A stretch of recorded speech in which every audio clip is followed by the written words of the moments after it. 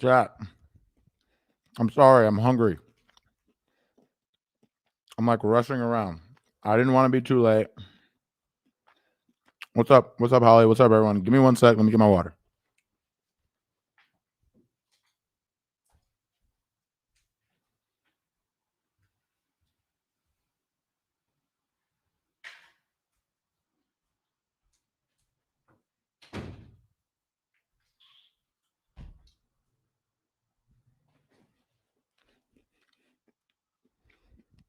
Die. What's up? What's for dinner? I mean, it's basically like a chicken. It's like chicken. It's basically what would be in like a chicken taco, I guess, without the tortilla. Because I don't really like tortilla. I don't know why.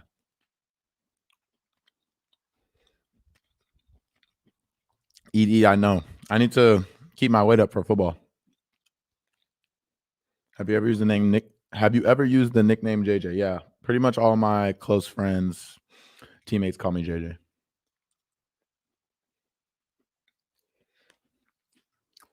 We got a lot of shit to cover today.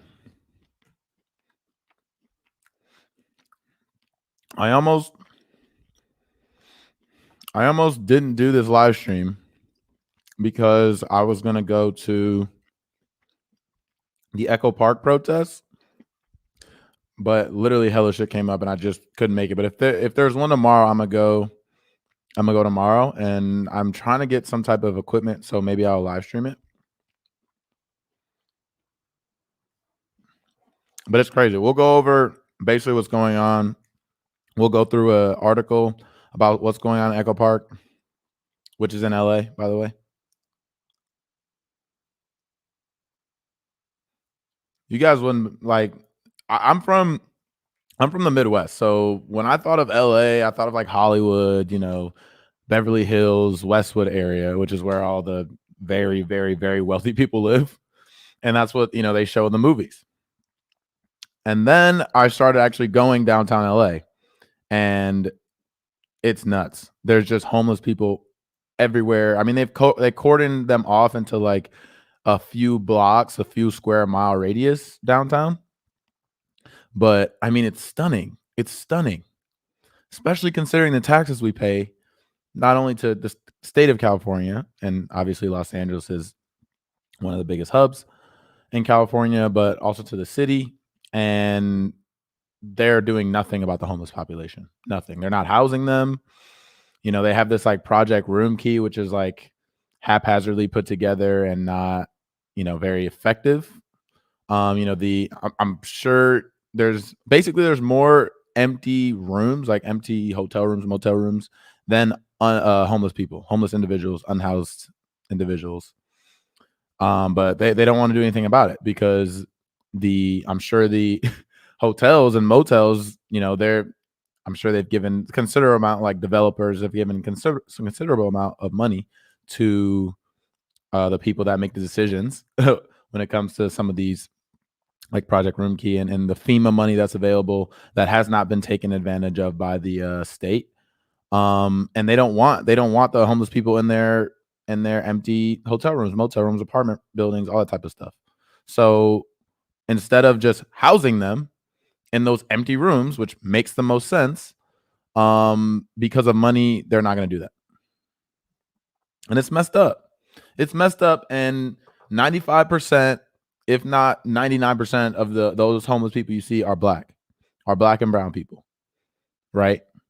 And I went to the Midnight Mission, which is like the what do you call it? Homeless shelter, right on Skid Row. I went there last year in the off season, and it was a really eye-opening experience for me. That was the first time I really was like in downtown LA, like not in the nicer areas. And I asked the main fundraiser woman, I was like, what percentage of these folks are like work, or like what percentage of them are have drug issues, what percentage of them just can't afford housing or whatever. And she's like, you'd be surprised, only 30% of the people they see, 30% of the people, and this is the biggest homeless shelter, thousands and thousands of people come through here every day. She said 30% of the people are like drug abusers or drug addicts. Only 30%.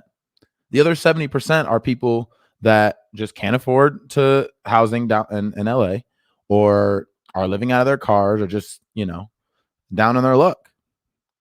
And we constantly see homeless, just because of the way we've been kind of propagandized in the culture of this country. We see these homeless people as they're the parts, they're the losers of society, right? Like, you have your winners, like, this is capitalism. You have your winners and you have your losers. And we see homeless people and we're like, okay, make sure you work, make sure you go to college and get into debt and all type of stuff, so you don't end up like those people. That's how we treat it. That's how we treat it in this country, and it's messed up. J.O. Towner said, I think that 40% of the homeless people in LA are employed full time. I wouldn't be surprised, because there's no way you can live in LA on a minimum wage salary. No way. It's not possible. It's not possible. And especially if you have a family. If you have a family, it's not like you could have 2 or 3 roommates. You have a family. Capitalism kills, yeah. There are lots of restrictions, like they have to give up their possessions and pets to get housing. Imagine that happening to you.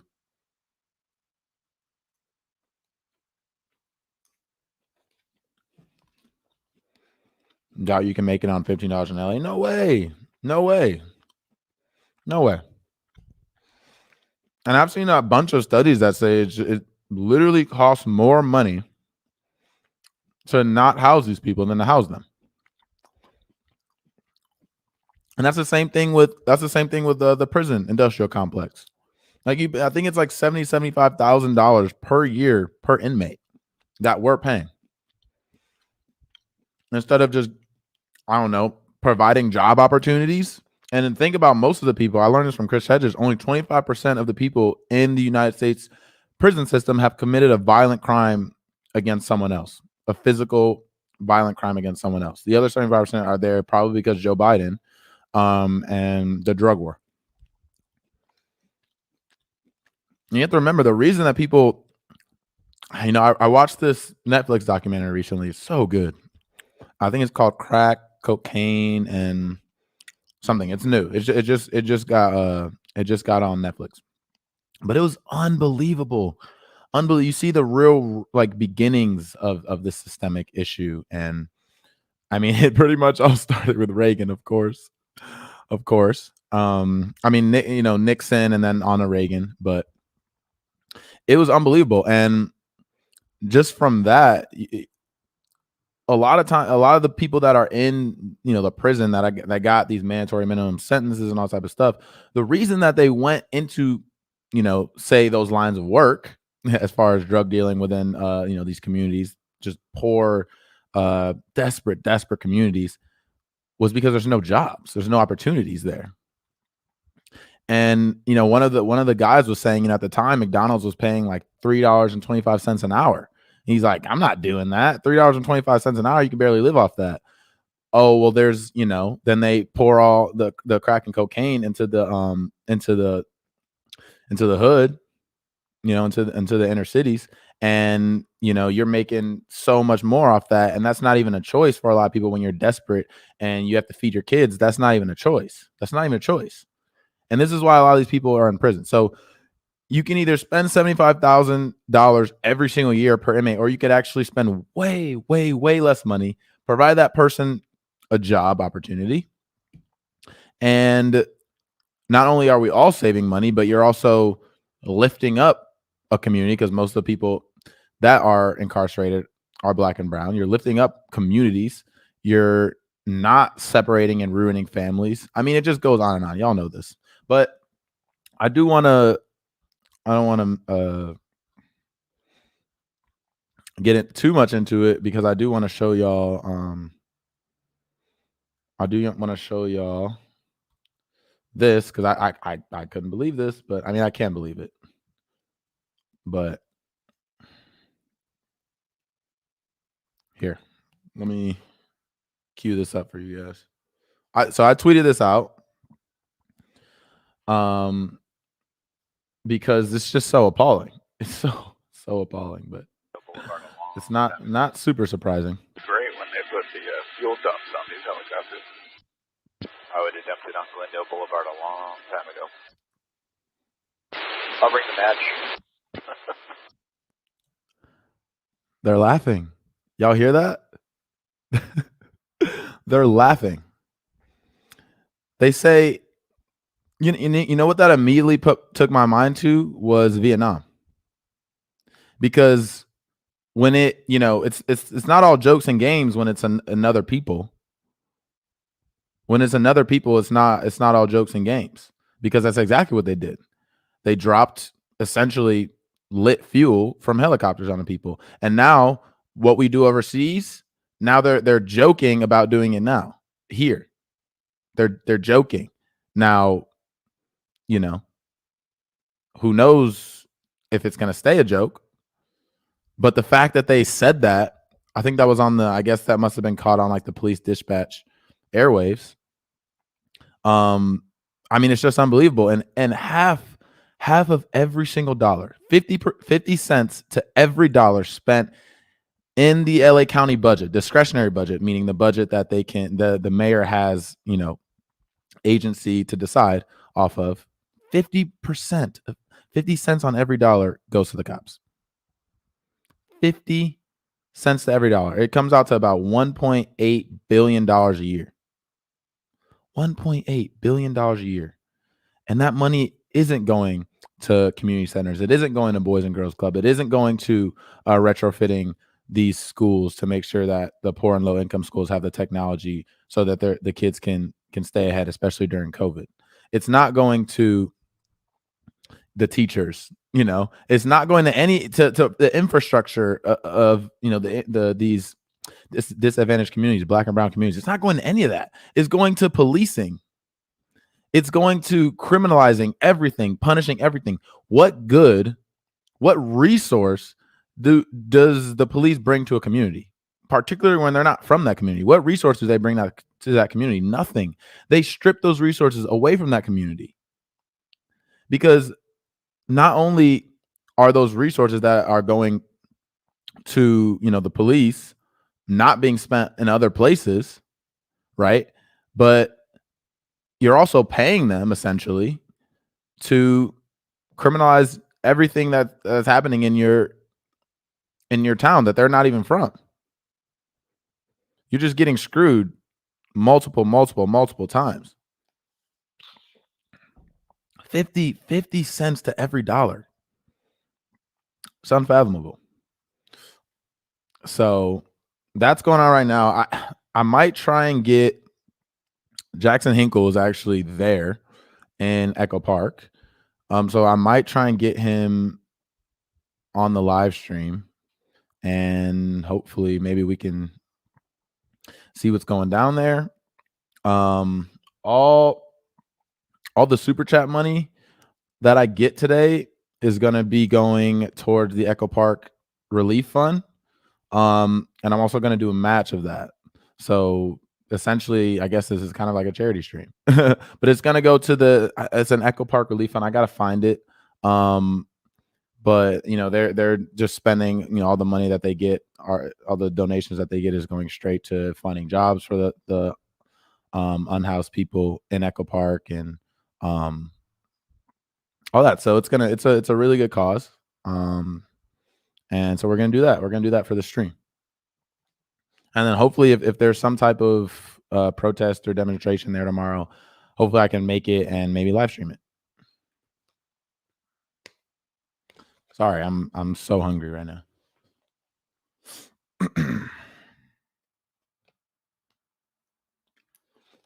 I want to start doing some like reaction videos. There's a lot of interesting stuff on YouTube that I've been watching lately, especially regarding like China. China is like very, very interesting to me, especially from an economic standpoint. I went to college and studied economics. Tree, thanks so much for the super sticker, $20. Wow, thanks so much, Tree. What was I just saying? Oh yeah, especially economically. I studied economics in college. College economics is bullshit, by the way. College economics, VSM. Wow, thanks so much for the super chat. Wow, $25. Thanks for supporting Echo Park. Yeah, we need to. $5 from Mocha Witch. Thanks for your efforts. Thanks so much for the super chat. Yeah, all this money is gonna go to Echo Park Relief Fund. What was I just saying? Oh yeah, college economics is basically teaching you capitalism, and they made up a bunch of terms and theories and math just to try and explain how firm should maximize its profits, even if we're talking about healthcare, even if that maximization means that people will die because they don't have enough money to pay the free market rate or whatever bullshit that they teach. And they'll say, oh, the demand curve is vertical because if it's a life-saving treatment, people will pay whatever to make sure they save their life. If it's a life-saving treatment, it's a vertical demand curve. I'm like, that's bullshit, because people don't have unlimited money. Like, money is not infinite when you on the individual level. So that's dumb. That doesn't make any sense. So it's like, and it's weird because in college, like, I had kind of a difficult time with like all the theory and all that shit. And I was like, I just don't understand a lot of stuff. And sometimes I would be like, wait, there's not like you posed an issue, a problem, and you don't really have a solution for it. And then they just move on to another subject. And I'm like, that's kind of bullshit. And in college, like I wasn't super into politics yet, but now I'm looking back on it like, wow, everything they were teaching is just bullshit. It's bullshit. Watch Professor Wolf. I have watched Professor Wolf. I'm gonna try and get him on the show because, watching him talk. I mean, he's so knowledgeable about all this stuff, and it's. I mean, like I said, I want to start bringing more like people on that, economists, theorists, just thought leaders, that type of stuff. Wandering Left, thanks so much for a $10 super sticker. Appreciate that. That's going straight to the Echo Park Relief Fund. Peter, I know, thanks for the super chat. Check out chinaworker.info. Okay, I'll check that out. Appreciate the super chat. Okay. So watch Giannis Varoufakis. Okay. Yeah, I mean, I love researching all this stuff and learning more. Speaking of college economics, are you familiar? Yeah, Richard Wolff. Yep. Check out Dean Baker. He saw the housing bubble coming before it happened. Yeah, we're in another one. We're in another housing bubble. I mean, and watching, I was watching Jimmy's show, and he had Max Kaiser on, and that was just an illuminating interview. And the part about talking about housing, the part about inflation not being, they don't count, like, what is it, healthcare and education, and is it housing? They don't count those three. And so as all these prices are rising, food's rising, and the Amazon workers actually, on Breonna Joy Gray and Virgil Texas Bad Faith podcast, when they were talking to him about it, he was saying this. He's like, everything's going up in price, but my wages aren't. And so, if housing going up, healthcare is going up, education is going up, food, everything's going up, but your prices are, or your wages are not, then, he said, what are they trying to do? Destroy us? Are they setting us up for destruction? Yeah, that's exactly what they're doing. Alexander Elias, thanks so much for the super chat. Wow, $30. Thanks for speaking truth to power. Yeah, of course. Kenny Ballantyne, thanks so much for the super chat. $20. Yeah, wow. Thanks everybody so much for donating.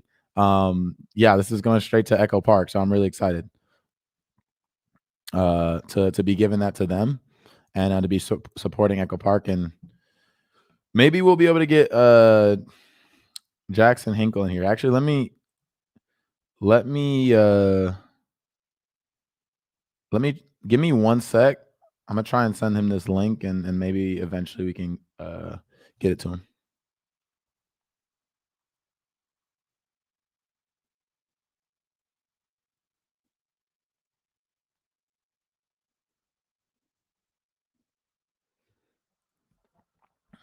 Jonathan Boyle, wow, thanks so much for a super sticker, $20.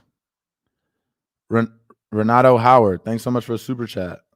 Do you think some left podcasters, present company excluded, spend too much time dunking on other podcasters instead of keeping focus on the issues? Yeah, probably a little bit, but yeah, I mean, there's just been a chasm in the left pretty much since Forced to Vote, but I think really since after Bernie dropped out, all of us were together pushing forward for Bernie, and then after that, there just kind of became like a little bit of a split in the left. Just different strategies, I think. But I try not to let ego or personality really factor too much into any of my decisions, because at the end of the day, it's much. I mean, all these issues are much bigger than one person. So why even get caught up in all that? But it is what it is. I'm not gonna tell other people how to run their show. So, Brett Taylor, thanks so much for the super chat. Thank you, Justin. Thank you. That money's going right to a good place. Right to a good place. Someone said unless it's against Jank. Oh. Okay. There's some. I did want to. Do y'all want to? I kind of want to run through the Biden press conference, because it was his first press conference, and I saw a few clips. It was shaky. He whispered. It is hard to listen to Biden. He whispers and slurs. Yeah. And then he's talking about running again. He's talking about running in 3 years. The man can barely do a press conference. Echo Park reminded me of Occupy. Yeah. Please, I want to see. Okay, yeah, we'll do that. Give me one sec. I'm so hungry.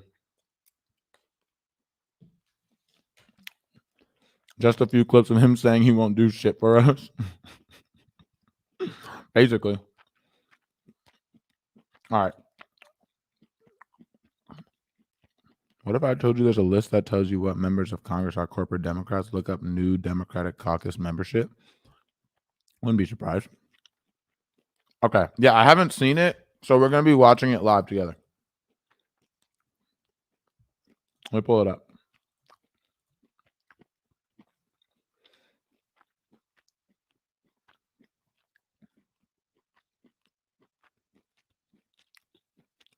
Where is this shit? Oh, here we go.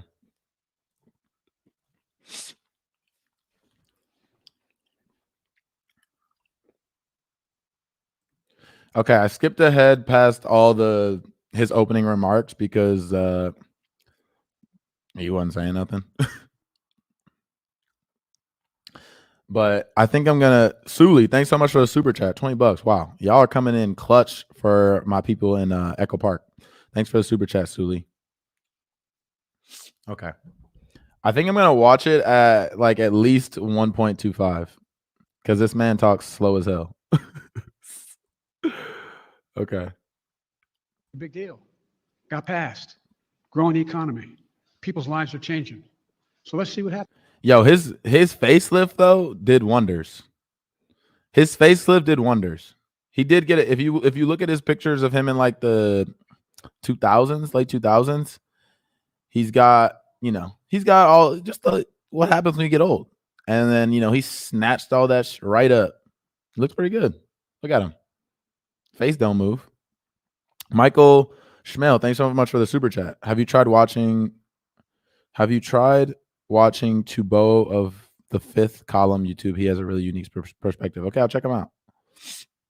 Softball questions, I'm sure. Let me make sure I didn't miss any other super chats. Okay, we're good. All I know, I've been hired to solve problems. Not create division. Yo, Josh Davis. Oh, I could hold on. Let me start doing this. Josh Davis. Wow. $50 super chat. Echo Park rise up. Let's go. Echo Park rise up. It's called Botox. Yeah. He got the Botox up here, but I think he got the facelift all down here. Jonathan Boyle. He almost doesn't. Thanks so much for the super chat. He almost doesn't sound demented at 1.25 speed. Oh Lord. Okay. Yeah. Shout out to Josh. Okay. How about Yamish? Thanks so much, Mr. President.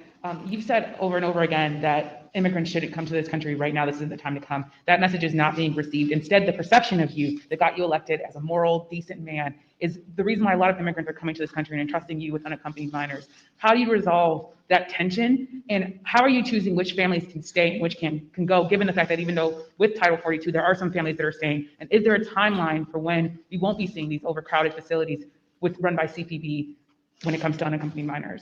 Well, look, I guess I should be flattered people are coming because I'm the nice guy. That's the reason why it's happening.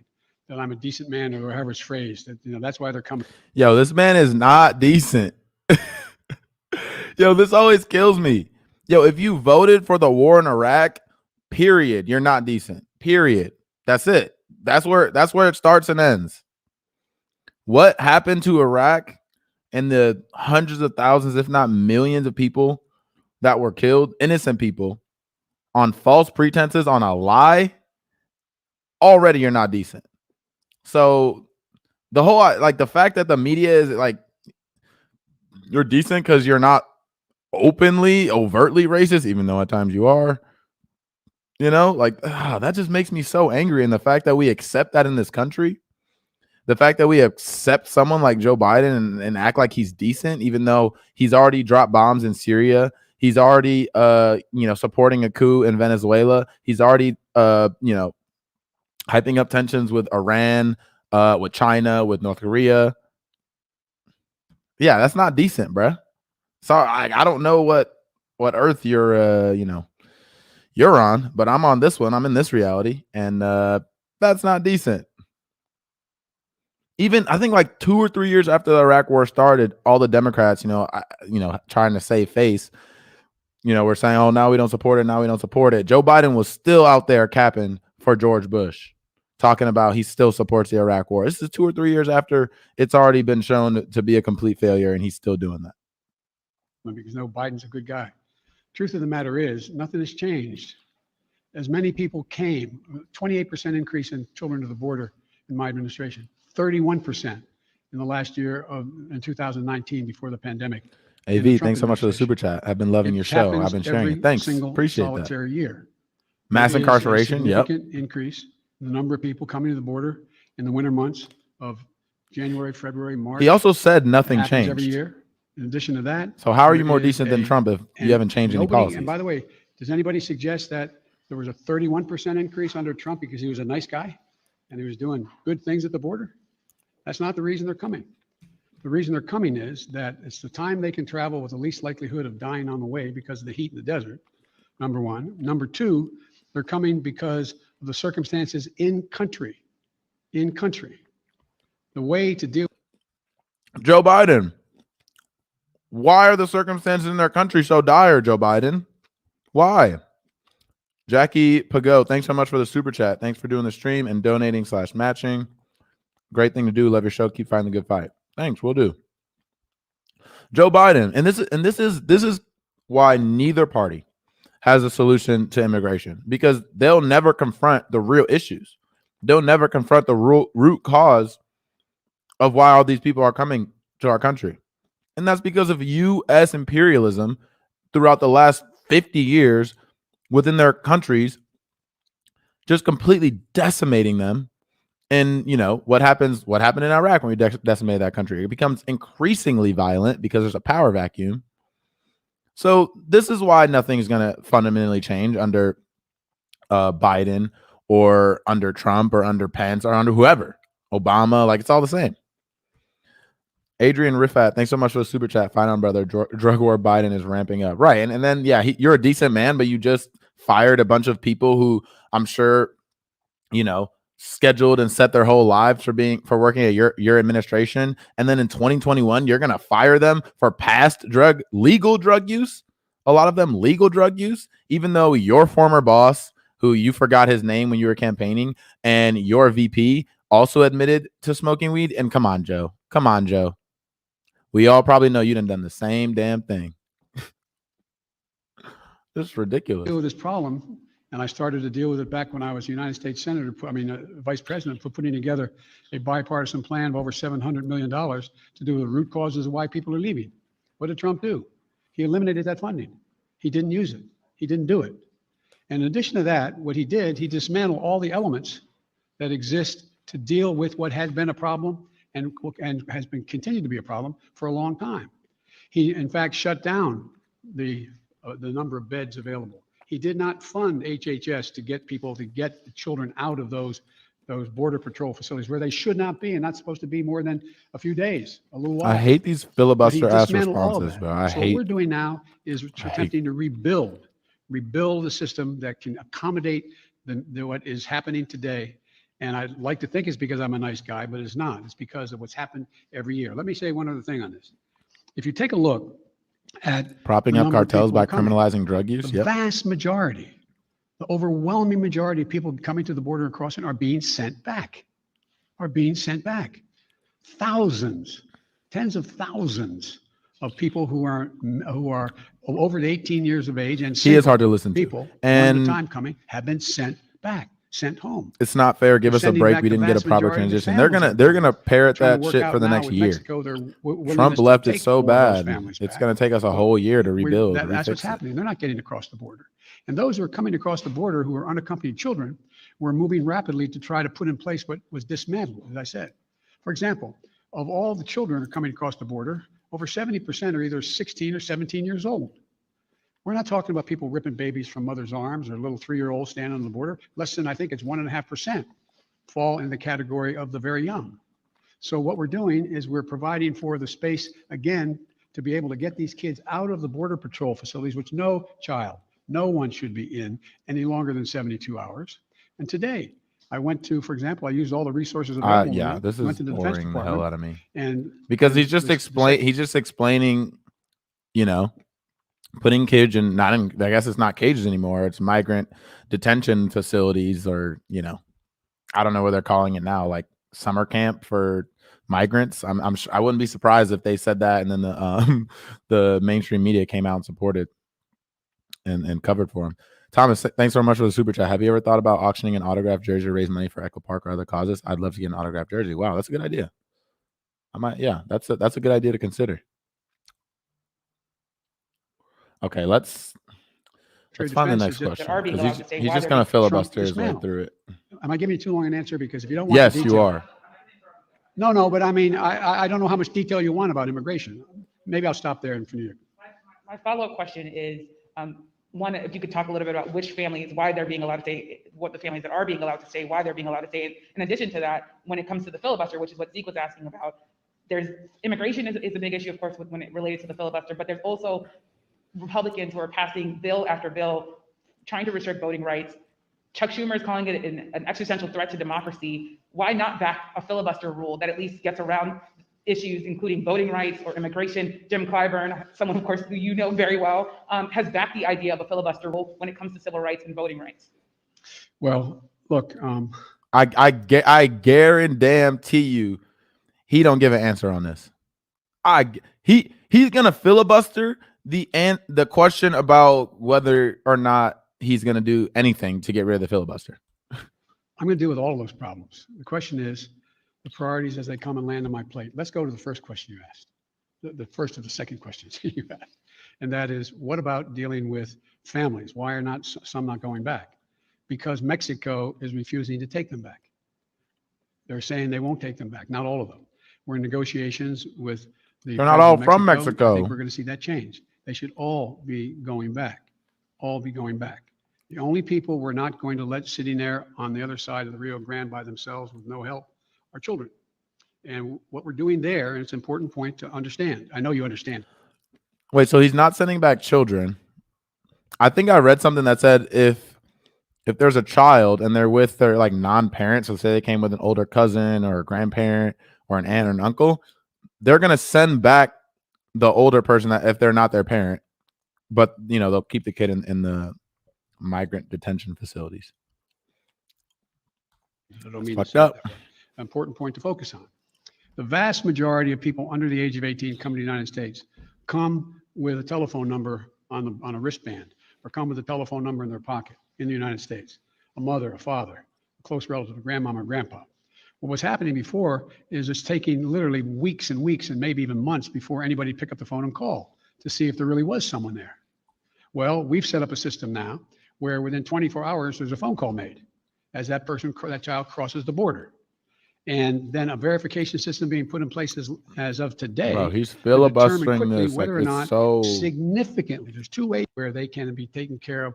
It used to be required for the filibuster, and I had a card on this. I was going okay, here we go. Where they can Maybe actually starts talking about the filibuster that existed just when I came to the United States, as well as, for example, federal resources like Fort Bliss to get them safely in a place where they can be taken care of while their fate is determined. Filibuster. So filibuster. With regard to the Again, the reason that all these answers on immigration will be unsatisfactory is because neither party is willing to address the root cause of the issue. And until we talk about what U.S. imperialism has done to Latin American countries and actually move towards rectifying that, so these people don't want to just leave their, probably hundreds of years of culture just for nothing, and their families that they're leaving and they're sending there. They don't do that just for nothing. They do it because they're desperate and it's their last hope of getting away from some violence. So unless we actually start to, make moves towards rectifying that decades, century-long issue, then every single answer from every single administration will be shit. Filibuster. I believe we should go back to a position of the filibuster that existed just when I came to the United States Senate 120 years ago. And that is that it used to be required for the filibuster, and Did he just say 120 years ago? Am I tripping? Did he just say 100?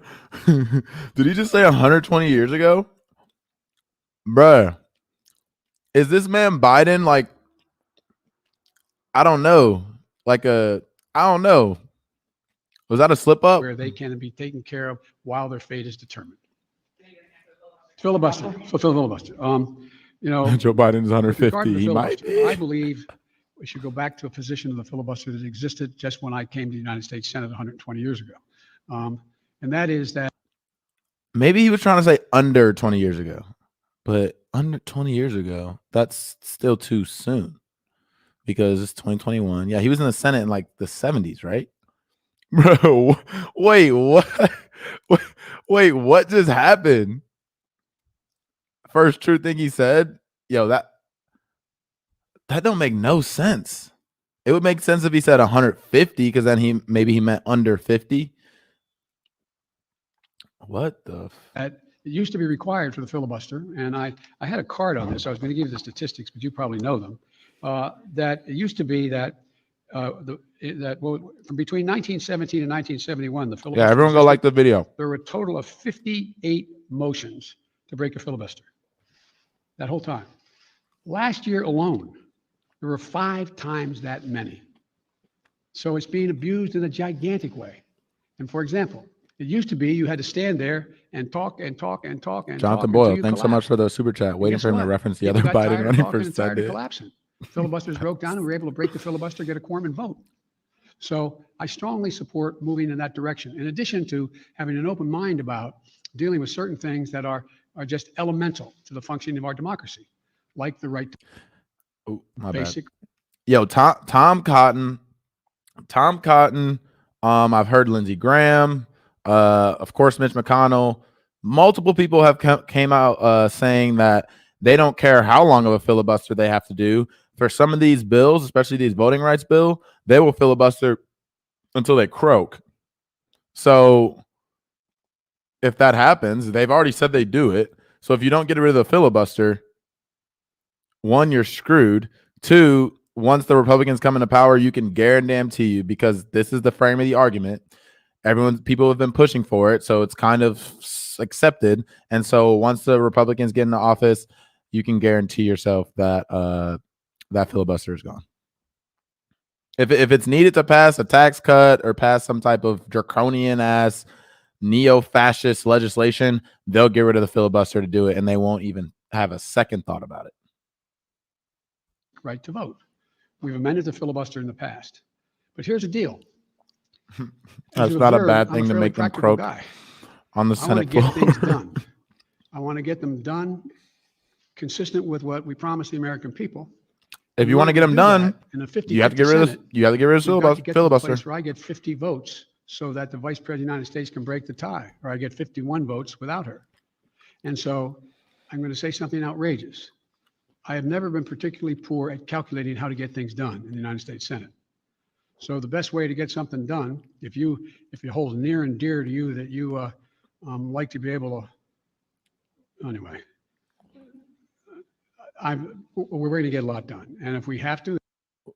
Wait, what just happened? Did he lose his train of thought? Joe, no. In the United States Senate. So the best way to get something done, if it holds near and dear to you that you like to be able to, anyway.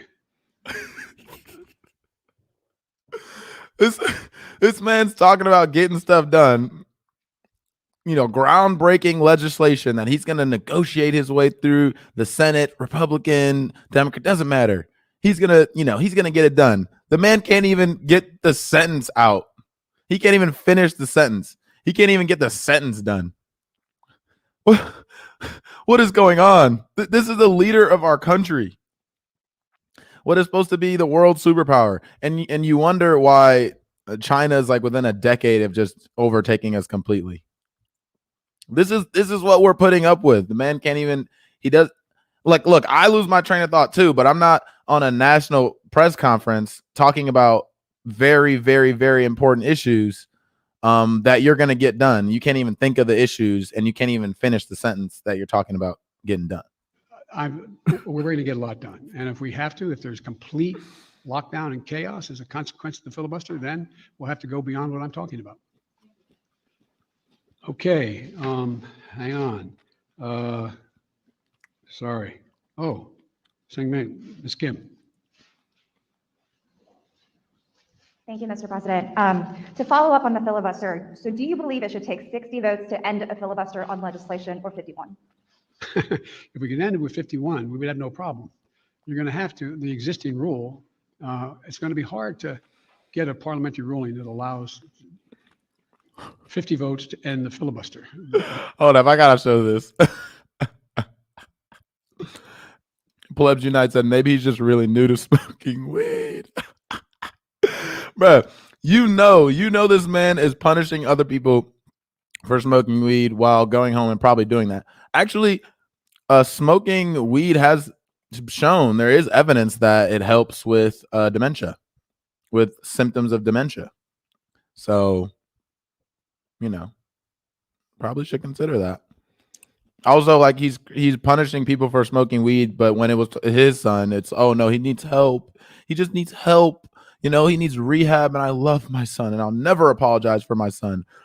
But your kid that's supposed to be working, that probably moved and all this type of stuff and was so excited to work in my administration. Oh, he smoked weed in the past? Oh, it was legal? Oh, I don't give a shit. Get him out of here. The existence of a filibuster. He still thinks it's 1970. It's not my expertise in what the parliamentary rules and how to get there are, but our preoccupation with the filibuster is totally legitimate. But in the meantime, we got a lot we can do while we're talking about what we're going to do about the filibuster. Let me get here. Okay. Cecilia Vega. I'd like to circle back to immigration, please.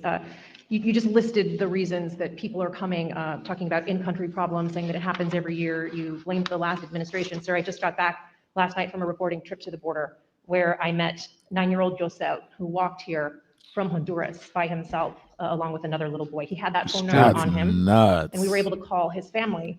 His mother. The desperation, 2 kids walking from Honduras just to get to the border and then to be able to cross. That's just, but she's not going to talk. She's not going to ask Joe Biden about the coup that he supported in Honduras. That's probably the reason that these kids, are in this war-torn country, or, just violent country.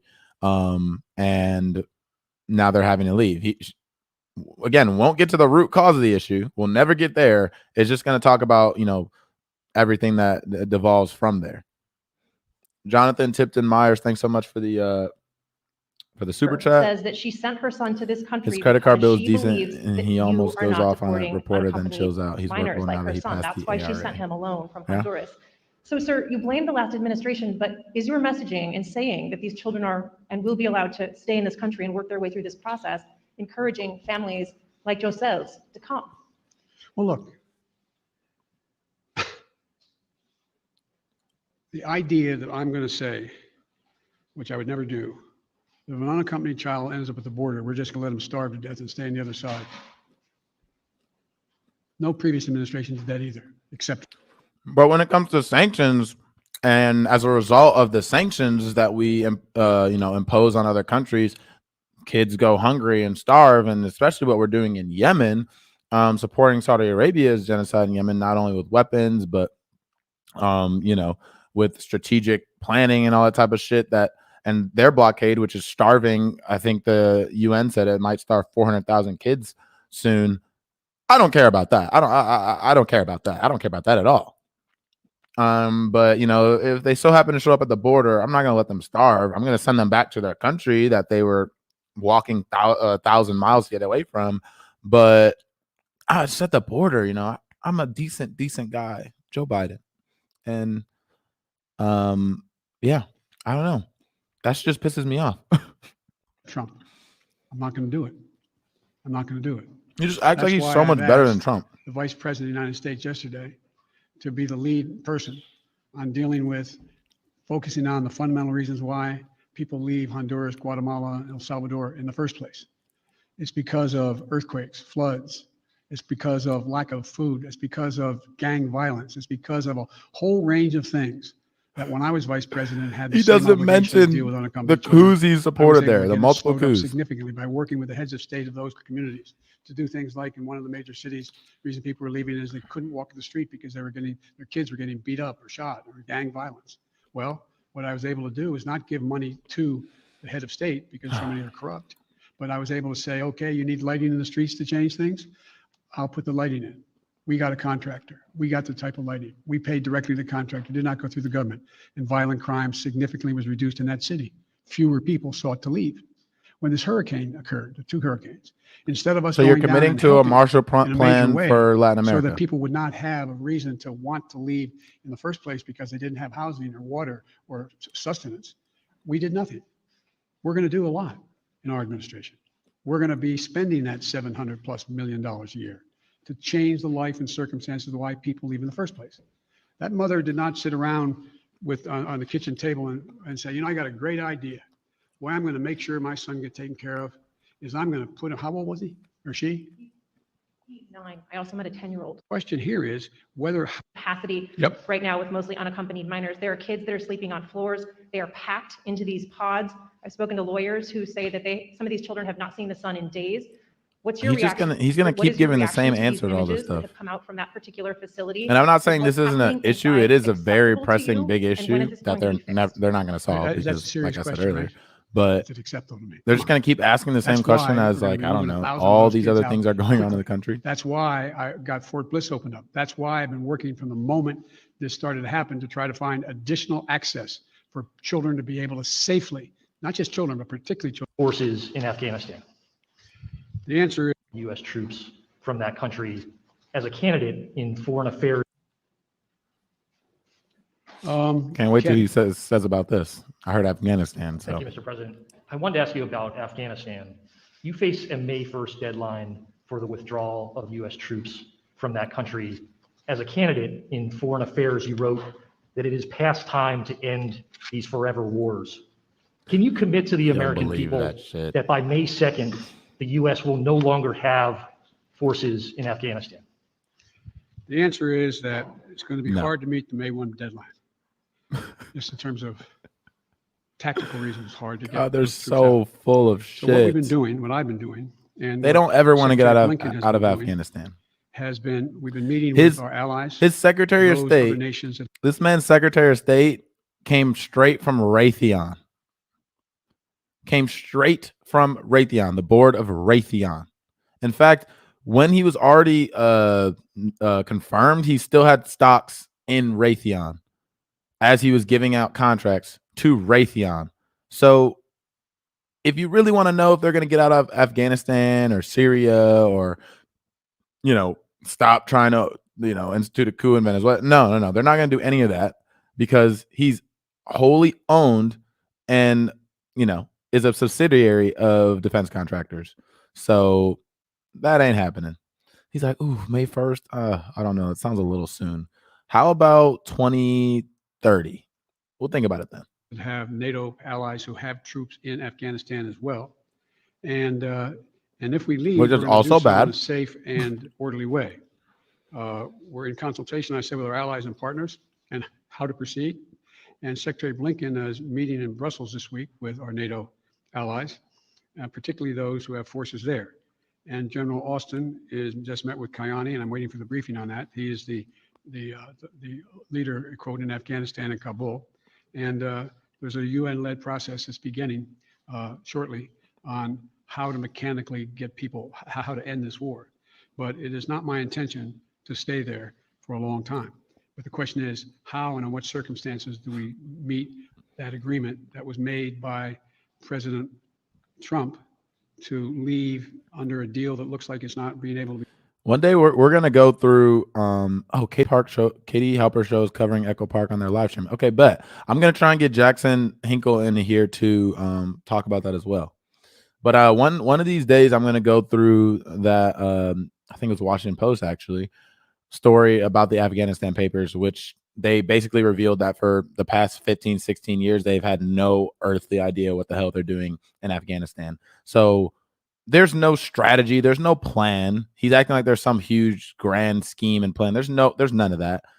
We're going to stay there forever because it's in our capitalist defense contractor buddies who help us get elected. It's in their interest. So we're going to stay there forever. We worked out to begin with. How's that done? But we are not staying a long time.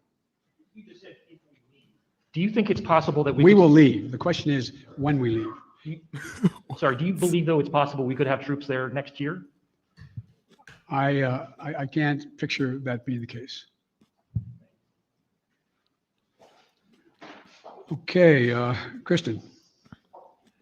Thank you very much, Mr. President. Given the conditions that were just laid out at the migrant facilities at the U.S. border, will you commit to allowing journalists to have access to the facilities that are overcrowded moving forward? Ooh, I will commit. Good question. My plan very shortly is underway to let you have access to not just them, but to other facilities as well. How soon will journalists be able to have access to the facilities? We've obviously been allowed to be inside one, but we haven't seen the facilities in which children are packed together to really give the American people a chance to see that. Will you commit to transparency on this issue? I will commit to transparency. And as soon as I'm in a position to be able to implement what we're doing right now, and one of the reasons I haven't gone down, I have all my chief folks have gone down, is I don't want to become the issue. I don't want to be, bringing all the Secret Service and everybody with me to get in the way. So this is being set up, and you'll have. Yo, that is the worst excuse. That is such a shitty answer. Everything with Democrats comes down to, oh, I want to do this thing, but there's a plan in place, so we have to wait. We really want to get out of Afghanistan, but there's this plan in place, so we got to wait. Yeah, you'll be able to go and see that, these overcrowded migrant detention facilities, kids in cages. But we didn't quite put everything in a place yet, so you got to wait. This is every single answer. Full access to everything once we get this thing moving. Okay, just to be clear, how soon will that be, Mr. President? I don't know, to be clear. To be clear, I don't know. Everything that's happening at the border now. I hear you talking a lot about the past administration. You decided to roll back some of those policies. Did you move too quickly to roll back what? I'm sorry? Policies. Did you move too quickly to roll back some of the executive orders of your predecessor? First of all the policies are underway. We're not helping at all. Did not slow up the amount of immigration. And there's many people coming. And rolling back the policies of separate. And so I make no apologies for that. To ask you about foreign policy. That have an incredibly negative impact on the law and in a muddy circumstance with not enough to eat. I make no apologies for that. From their mothers, I make no apology for that. Rolling back the policy. What is he not? Policies. Did you move too quickly to roll back some of the executive orders of your predecessor? First of all the policies are underway. We're not helping at all. Okay, I want to get to a question not about immigration. Mentioned, Republican legislatures across the country are working to pass bills that would restrict voting, particularly Democrats fear impacting minority voters and young voters, the very people who helped to get you elected in November. Are you worried that if you don't manage to pass voting rights legislation, that your party is going to lose seats and possibly lose control of the House and the Senate in 2022? What I'm worried about is how un-American this whole initiative is. It's sick. It's sick. Okay, but it's happening. So what are you going to do about it? States that you cannot bring water to people standing in line, waiting to vote, deciding that You're going to end voting at 5 o'clock when working people are just getting off work, deciding that there will be no absentee ballots under the most rigid circumstances. It's all designed, and I'm going to spend my time doing three things. One, trying to figure out how to pass the legislation passed by the House, number one. Number two, educating the American public. The Republican voters I know find this despicable. Republican voters. Folks, He always does this too. Like he's like, oh, we're gonna appeal to the hearts and minds of the American people. The Republicans don't care about that. They don't care about that. And everything he named is the whole reason why he needs to take steps to get rid of the filibuster, yet he won't do it. Won't do it. Won't lift a finger. Outside this White House. I'm not talking about the elected officials. I'm talking about voters. Voters. And so I'm convinced that we'll be able to Speed stop this this up to because it is 1.5. the most Yeah, pernicious it is thing. like This makes intolerable. Jim Crow look like Jim Eagle. I mean, this is gigantic, what they're trying to do. And it cannot be sustained. I don't know if that's truly an equivalency. I mean, come on. In the Jim Crow South, black people were not voting at all. I mean, there was so much being done to prevent black people from voting. So, I mean, yes, this is very bad, but I think that might be a little bit hyperbolic of a reference. But even if, say, you truly do believe that, what are you going to do about it, Joe Biden? What are you going to do about it? Because appealing to the Republican voters because you think in your heart they really want this bill to pass and yada yada yada, bro. Come on. It's 2021. There's been 2 or 3 mass shootings already, and the Republicans have no remorse. They don't care. They will block a gun reform legislation till the cows come home. This is old. It's old. It's tried and tested. Bruh, this is what I'm saying. It's gotten to the point where it's basically like who can govern. I mean, it's basically who's going to govern little less shitty than the other party. But it's going to come to a point where you get rid of the filibuster and it's whoever governs well wins the election and can pretty much do what they want. Because this idea that you're going to get Republicans over by winning the hearts and minds of the American people, bro, this isn't West Wing. This is reality. And do everything in my power, along with my friends in the House and the Senate, to keep that from becoming the law. Is there anything else you can do about it besides passing legislation? The answer is yes, but I'm not going to lay out a strategy in front of the whole world and you now. He ain't Then got on a none. related note, have you decided whether you are going to run for re-election in 2024? You haven't set up the re-election campaign yet, as your predecessor had by this time. My predecessor needed to. My predecessor. Oh God, I miss it. No, the answer is yes. My plan is to run for re-election. That's my expectation. That was probably another note, truthful. on bipartisanship, your old friend, Mitch McConnell, says you have only spoken to each other once since you took office and that you have moved far left since taking office. Do you see it the same way he does? Have you rejected bipartisanship?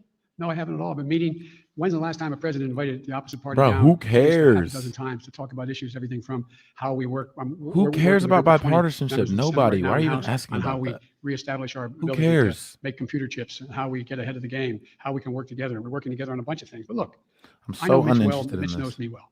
I would expect Mitch to say exactly what he said. But this is a matter of making sure that I would like elected Republican support. But what I know I have now is I have electoral support from Republican voters. Republican voters agree with what I'm doing. And so unless Mitch says the last thing I did, this last piece of legislation is so far left, well, then you ought to take a look at his party. Over 50% of them must be over that edge as well, because they support what I did. Okay. It's actually not a bad answer. Where am I here? Let me see. I mean, Caitlin? they're desperate and Thank you very much, Mr. President. I struggling. have a You know, question they for you, want but first, some I'd like type to of follow up cash. on a question from Yamiche, and that's on the That filibuster. counts as a question, but go ahead. Okay, I'll make it quick. It's a No, quick no, you question.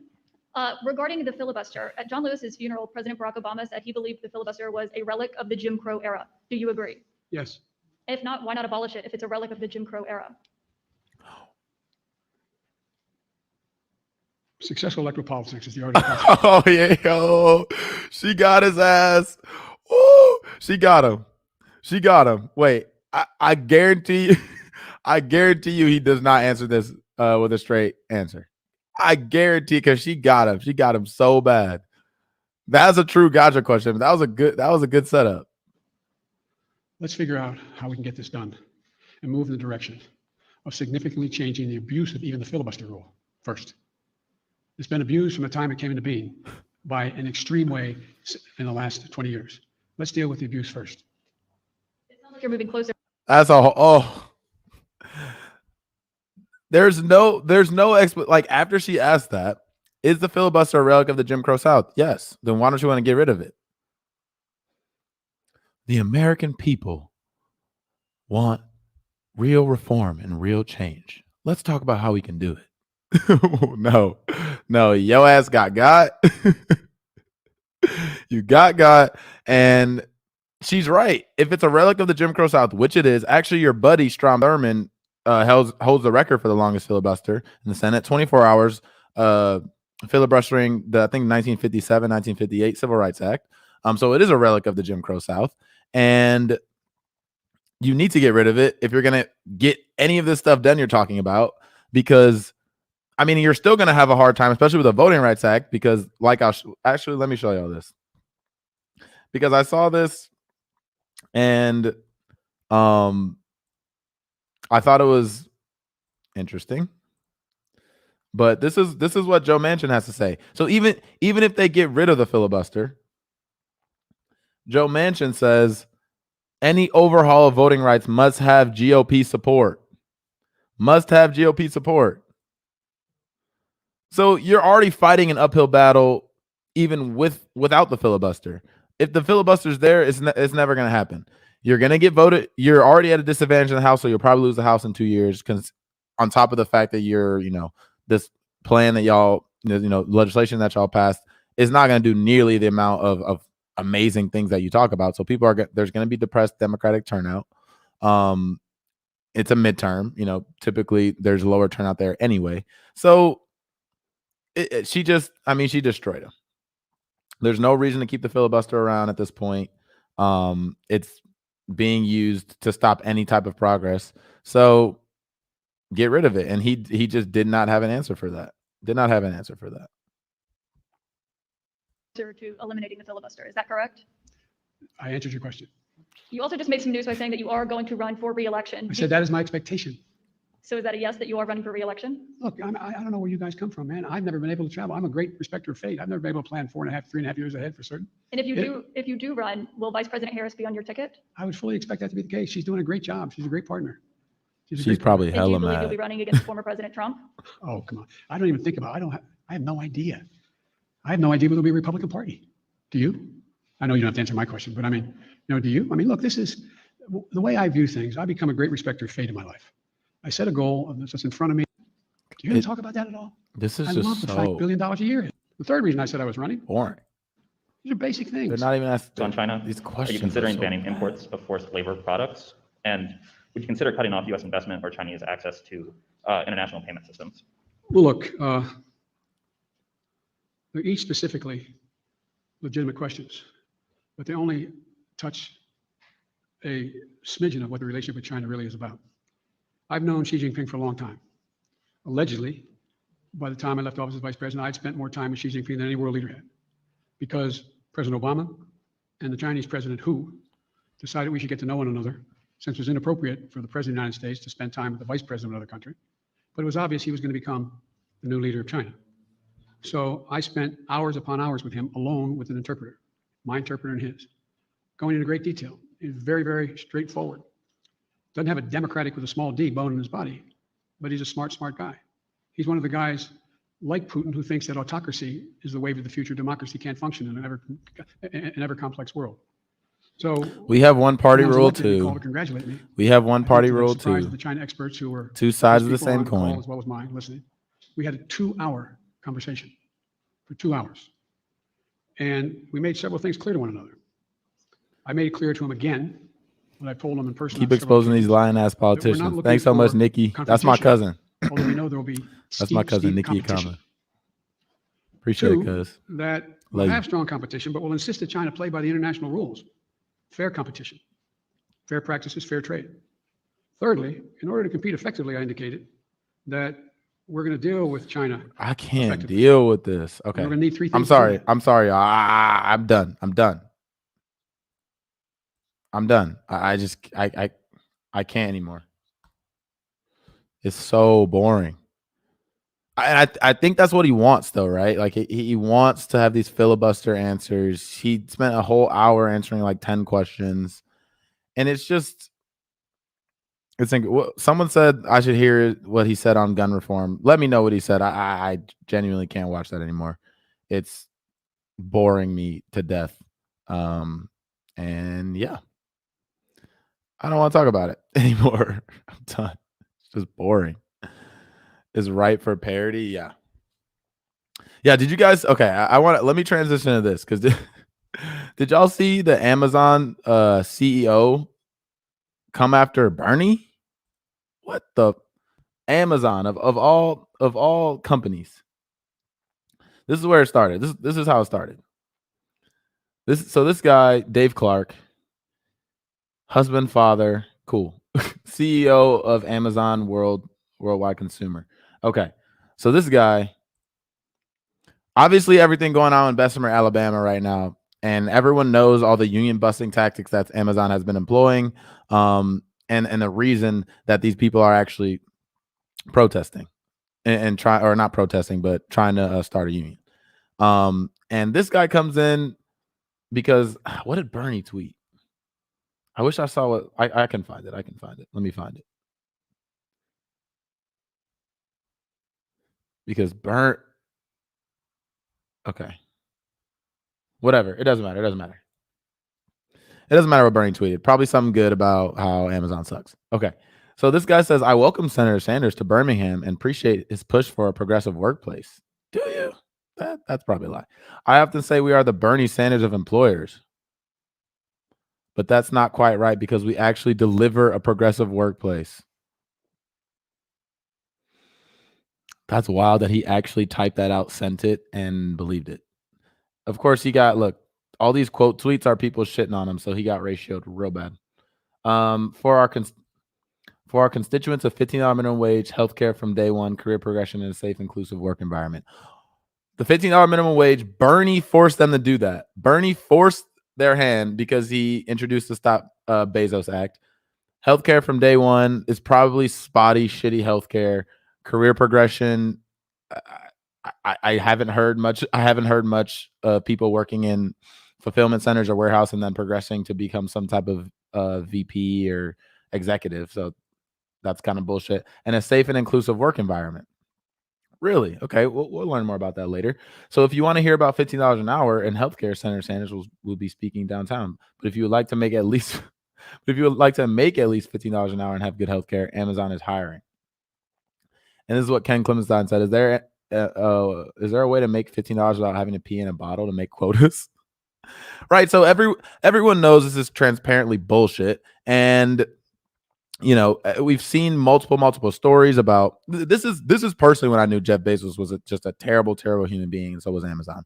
When I learned that instead of actually putting air conditioning in their fulfillment centers to make it a more safe and inclusive work environment, like Mr. Clark was just saying here, they would keep an ambulance outside because it was cheaper. So if someone fell out because it was too hot and they were working too hard in the facility, they just take them in the ambulance to the hospital because that was cheaper than actually putting AC in these facilities. So I really don't want to hear it. Amazon should have been prosecuted a long time ago for the way they treat their workers. And in fact, Ken Klippenstein shared this on Twitter earlier today, which was kind of a bombshell. Let's see. Damn, Ken, here we go. You be tweeting all the time. Amazon work management knows its workers urinate in bottles and even defecate in bags in order to save time. Internal company documents leaked to me reveal. They have their drivers peeing in bottles and defecating in bags just to make their quotas every single day. Now, Dave Clark, tell me how that's an inclusive and safe work environment. And stop acting like $15 an hour. Working, when you watch Bad Faith Podcast and listen to the Amazon employee that's inside the building in Bessemer, Alabama, talking about the work environment. People don't know if they go to the bathroom, if they'll get fired. So they're scared to go to the bathroom. a basic human function they're scared to even do within that work environment. It's too hot in the facility, and people are running around all day, every day, trying to fulfill all these quotas. So stop it. Miss us with that. Miss us with that, because we already know the game's up. We already know what type of company Amazon is. Okay? What Amazon does, their whole business model, we all know this. Their whole business model was to undercut small businesses with their low prices. They ran basically not making a profit for years, completely undercut the entire market, and then take it all over. Take it all over. And the fact, and here's the thing that kills me. Joe Biden, he said, I support those folks or workers in Alabama. He said nothing about Amazon. He said nothing about Jeff Bezos. It was, he put it out there. And even when you watch Bad Faith podcast and listen to what they said, is they said, wow, that actually meant a lot to us. That fact that the president was supporting our union drive. So even though he was like kind of haphazardly supporting them, look at what it did for their morale. Look at what it did. So if he was actually supporting them and being like Jeff Bezos and Amazon, stop your union busting anti-worker practices, or there will be consequences. I'll let the Justice Department know, and there will be consequences from there on out. It would be a completely different game. It would be no question whether they were going to have a union, not only in Bessemer, Alabama, but all across the country. That's how you actually go out and support workers, if you really mean it. If you really mean it. So, I mean, what else can you say about that? It's just it's unbelievable. Can you imagine having to just because of your quota, you have to shit in a bag in a car? Unbelievable. But when you want to make billions and billions and billions of dollars and have $1 trillion company, that's what you need to subject your workers to. And will it ever be enough? No, of course not. It'll never be enough. It'll never be enough.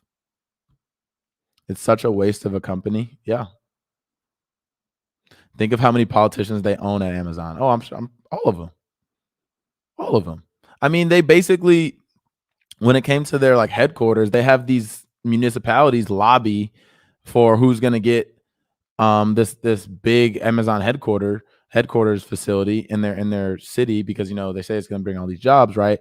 But you actually look under the surface, and they end up getting like all these sweetheart tax deals where sometimes they end up getting paid by the city. The city's residents actually pay Amazon to be in their city.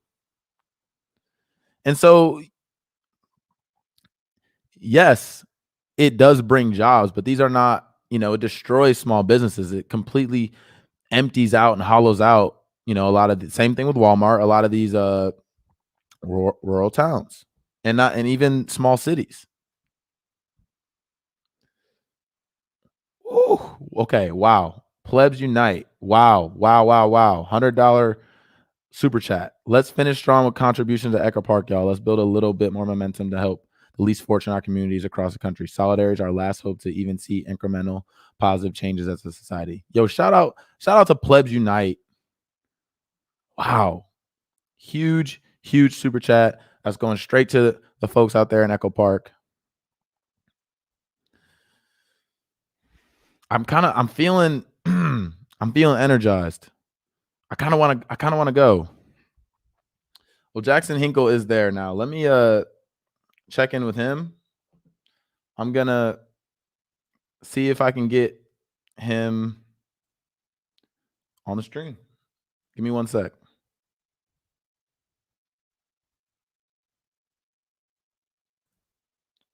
That'll be super cool if he could join the stream and show us what's going on down there. I might end the show in like a half hour and drive down there. We'll see.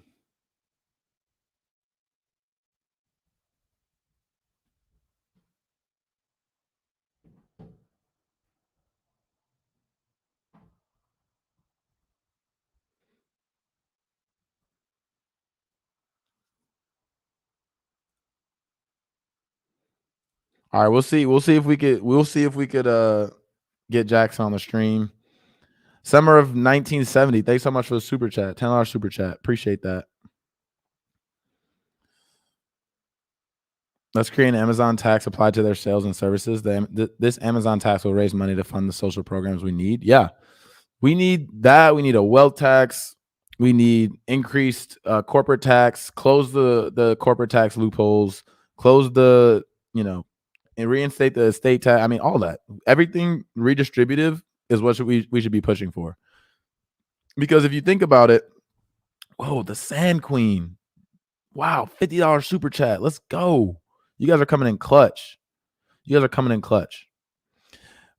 there's no redistributive policies, what happens?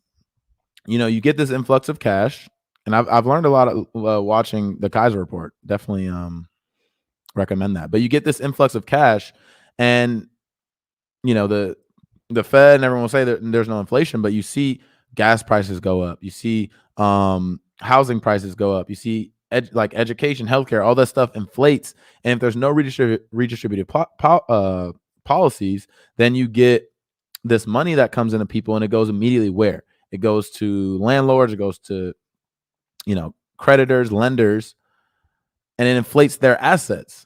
While you really don't, yeah, you need the money to survive, but the divide continues to spread further and further and further.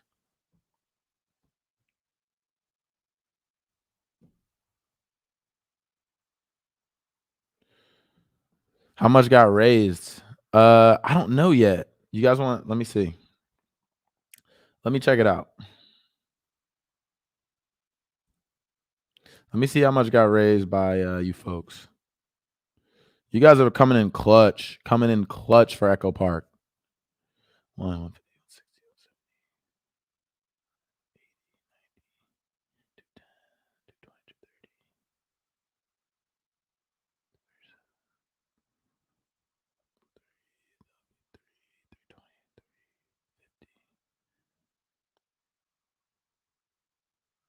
You guys, wow, you guys are killing it. You guys are killing it with the donations. Wow. You guys have racked up like $300. Y'all are going crazy.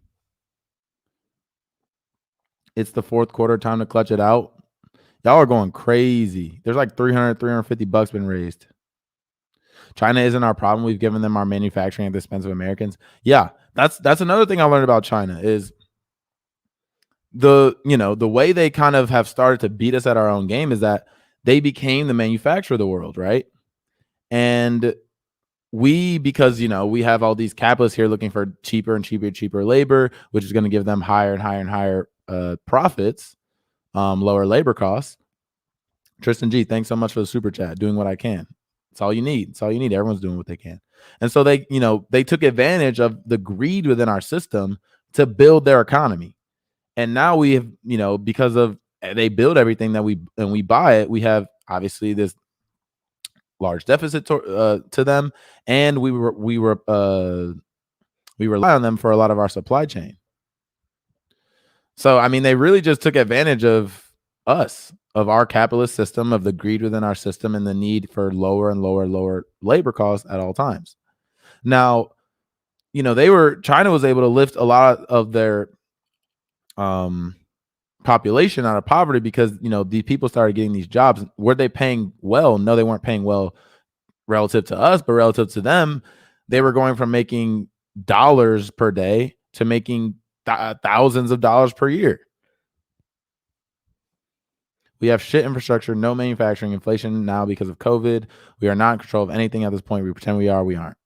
Yeah, I mean, pretty much. Vermont Bread Smith, thanks so much for the super chat.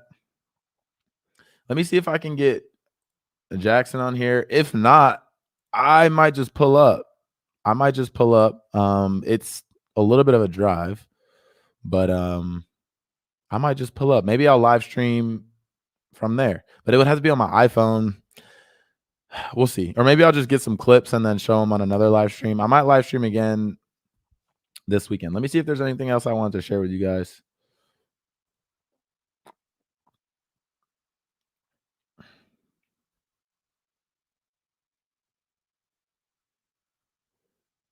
I mostly just wanted to go over that Biden press conference. God, that was so boring.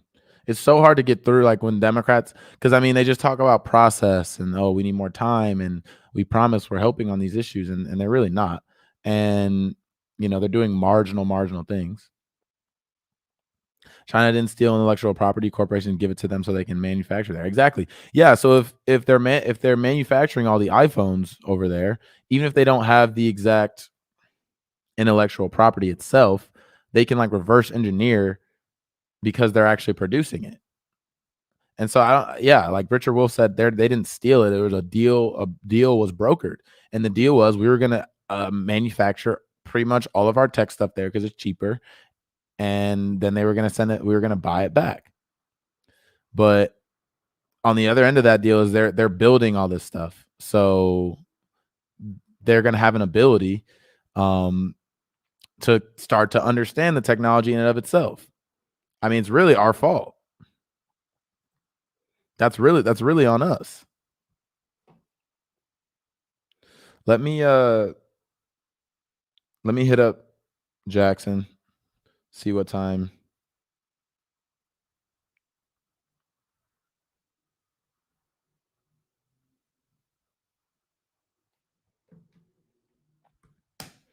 If they did steal it, I wouldn't care. Yeah.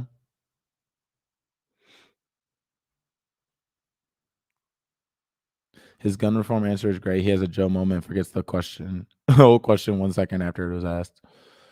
Not surprised. The man's old, man. When you get 80 years old, shoot, when I'm 80, I probably won't even know what's going on either. Especially if you've been in politics that long, like I'm sure it all starts to mix together.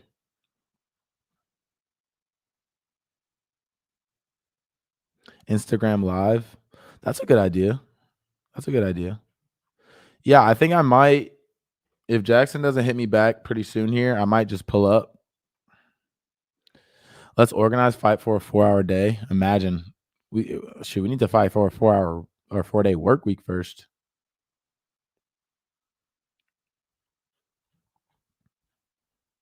What guests do you guys want me to have on? I think I'm trying to get Aaron Mate on, and we're going to talk about Syria and foreign policy. That'll be really good. I want to get Richard Wolff on for sure.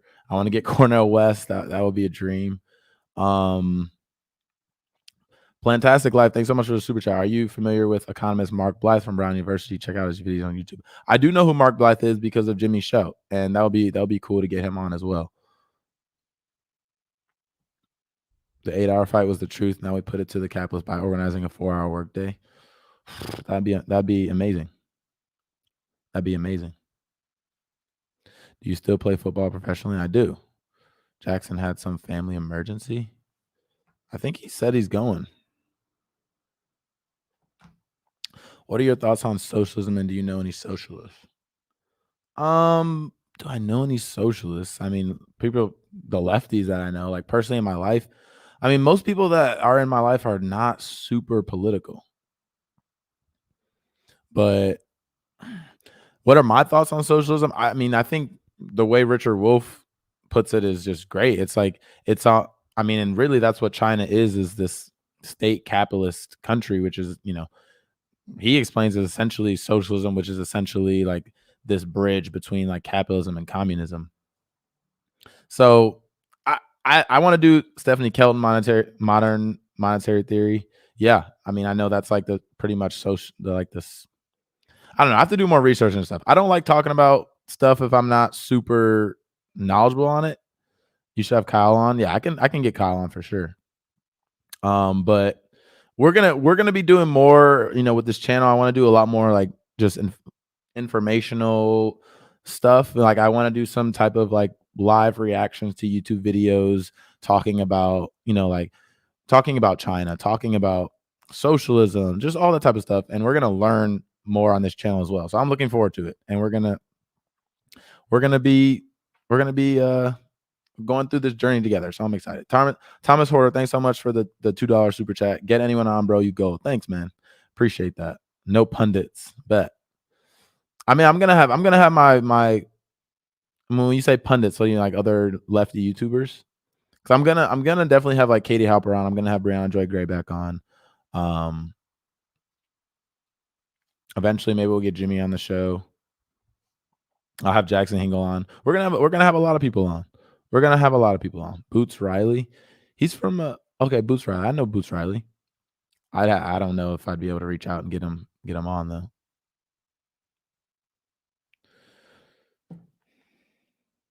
Okay, yeah, I think I'm actually gonna jet, and I'm gonna probably go over to Echo Park because I'm feeling energized and I want to be a part of that. So everyone, thanks for, I know it was kind of a short live stream, but thanks for joining on. Abby Martin, Caitlin Johnstones, Margaret Kimberly, Danny Haifong, Max Blumenthal. I want to get all those people on because I know all of those people. Caitlin Johnstone, I love her tweets and her Substack. So I'm gonna get all those people on as well. But I'll try and get some clips for you guys. And yeah, maybe we'll put them on the live stream or we'll make a video out of it coming up soon here. Thank you for the stream, Justin. Thank y'all for tuning in. I appreciate it. It was I kind of threw this together. I was rushing around today. I had a lot of shit to do. But yeah, everyone stay safe, stay cool. And get through that Friday. I know, get through that Friday of the work week, and everyone have a great weekend. Thank you, Diet. Thanks, Nikki. Thanks, Andrew. Appreciate everybody. Peace out.